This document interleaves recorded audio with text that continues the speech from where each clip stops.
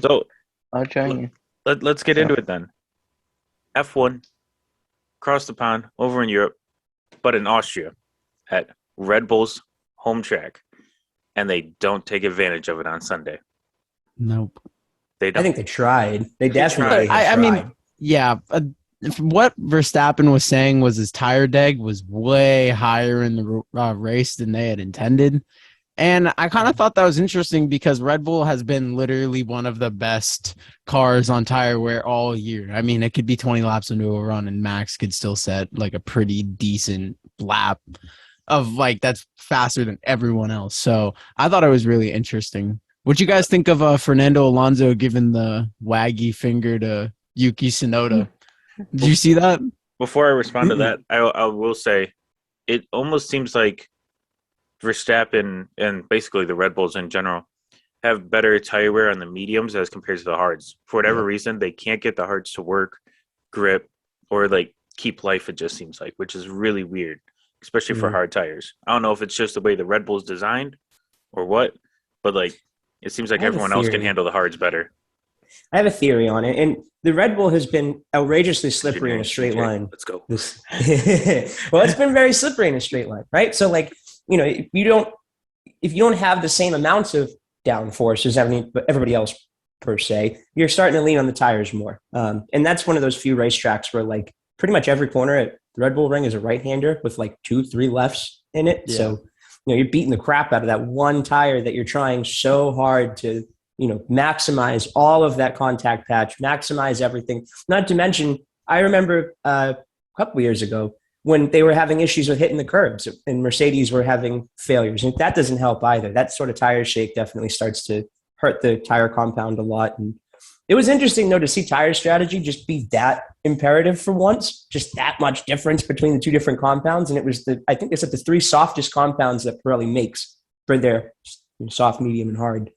That's kind of my like at a glance theory as to why they struggled and Ferrari did well, because they have a good higher downforce car at baseline. Yeah. Yeah. It was great. I thought it was a really good race. Really good race. Yeah. It was like a lot of overtaking. There was a good battle from like fourth on back or third on back It was from the entire field. so yeah, good. the entire field was just everywhere, and it was like I remember at one point there was like 5 cars under a blanket. It's like you never see that in Formula One. No, never. And plus, actually seeing that 5-car blanket sustain for multiple laps. Yeah. Because usually going into, Austria turn 3, excuse me, it literally, if you got in front of whoever and under braking, it wouldn't even have mattered in the old cars. They would have got tight push and dirty air. But now I feel like these old school F1 tracks, like I'm really excited for Spa, Monza, all the classic old school F1 tracks on this, because already Britain and Austria have kind of cemented that these regs are way better. Mm-hmm. And even like Canada and Spain, like they were decent races, and the new cars have really shown that. And they've worked to their intentions to be better racing product and not better overall speed, which is what we all or most of us would prefer.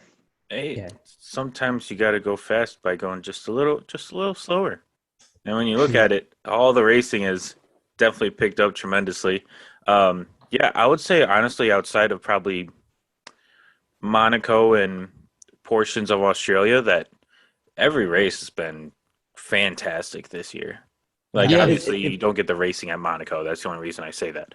But, I'd say every race has been fantastic for the most part in the F1 calendar this year.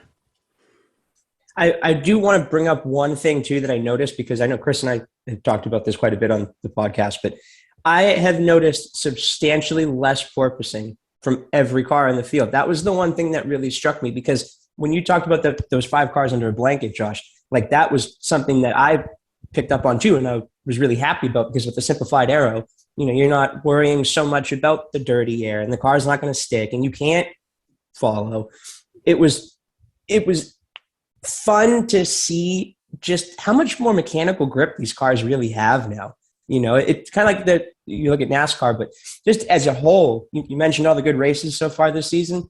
I'm going to watch every other one now from here out too, because it does seem like every race has just been that good. I think maybe Miami has been the least eventful in terms of what we're now seeing. The teams are starting to put in their tokens and put in their updates and make the cars do what they need them to do, and they're starting to get their head wrapped around it.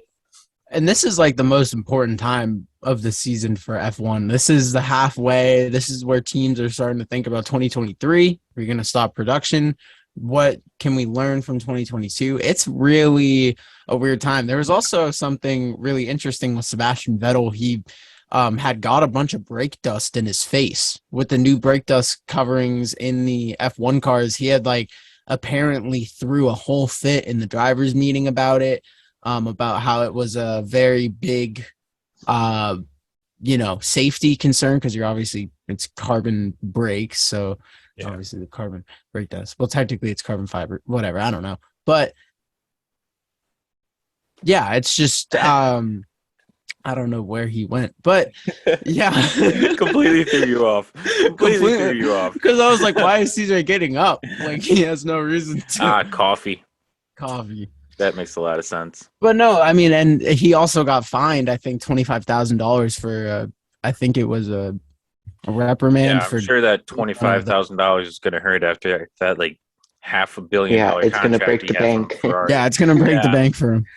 Sebastian Vettel is now broke. I forgot. Dude, Crofty almost said the line when I forgot who Perez was going to pass, but Crofty almost said the line.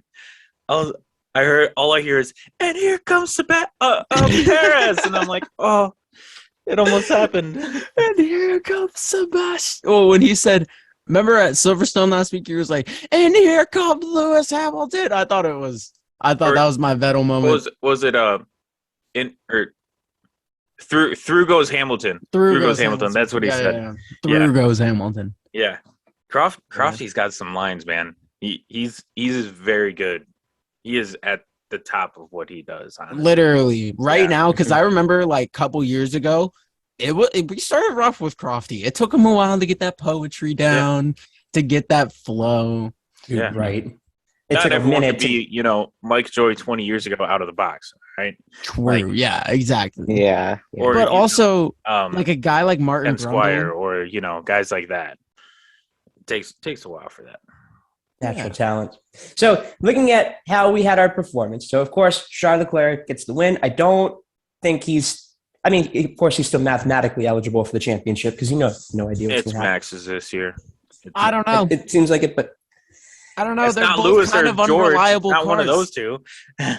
The new person joining for this week, I wanted to ask you, Carlos. So who do you think's hot and who do you think's not? What do you foresee this championship playing out as? Well, I hope Leclerc wins. I'm a Ferrari fan. I'm a Leclerc fan, so I would prefer if Leclerc wins. But honestly, with the gap that Verstappen has and with the performances he's had lately, I'd say it's probably Verstappen's to lose. But, we said the same thing after Australia, was it? When Leclerc was 40 points up. Mm-hmm. And, 3-4 races later, he's, 30, 40, 50 points out. So anything can happen. Few reliability issues, mistakes, whatever, anything can still happen with 10, 11 races left. So, yeah, we'll have to just wait and see what happens. It could go down to the wire again. That'd be insane if we had another Abu Dhabi, 2-3 points apart going into the race. That would be sick.